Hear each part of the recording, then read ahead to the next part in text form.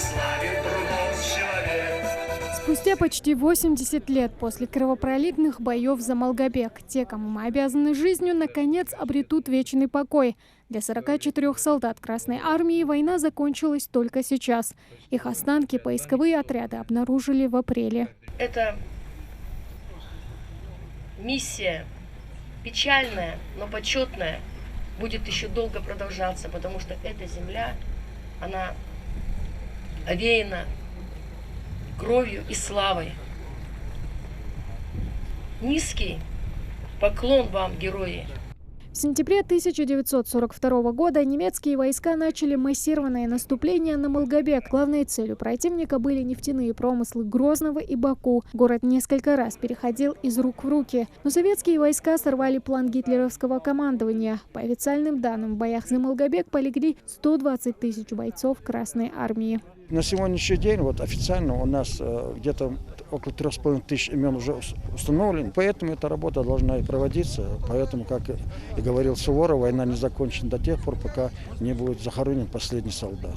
В Ингушетии поиск пропавших без вести в годы Великой Отечественной ведется вот уже 11 лет. За это время удалось найти и похоронить 72 бойца. Для поисковиков каждая находка – это уже победа. За последние несколько месяцев в рамках всероссийской акции «Вахта памяти-2021» они подняли самое большее количество – останки 42 солдат, имена двоих из которых известны – Михаил Новоселов и Михаил Бабиев, останки которого передали близким.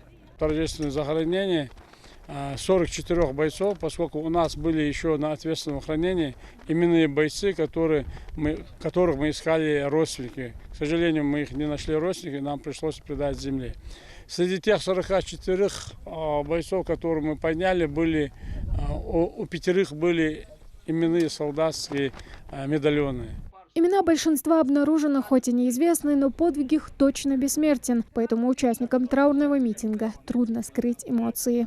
Этой свободой мы сегодня обязаны, благодарны вот таким ребятам.